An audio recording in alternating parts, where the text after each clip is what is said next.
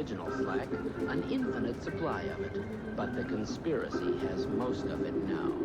They don't even know what it is, but that hasn't stopped them from stealing it away. How do you think you ended up a slave to their so-called work? It's the human condition. It's things falling apart. It's fat ladies in double-neck jumpsuits beating their kids in Kroger's.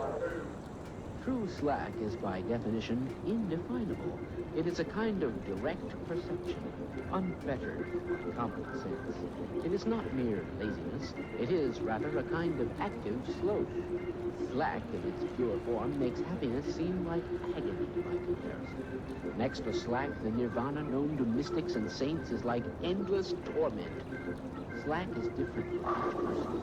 One might call it something for nothing.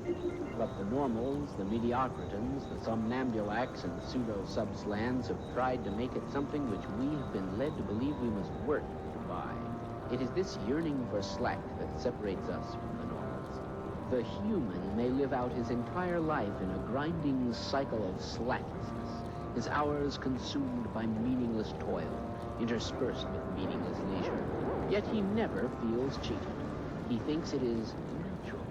Perhaps we should pity them, but face it, most people are venal jerks, half-witted cattle, racing each other to be first to the slaughterhouse, and stampeding you along with them.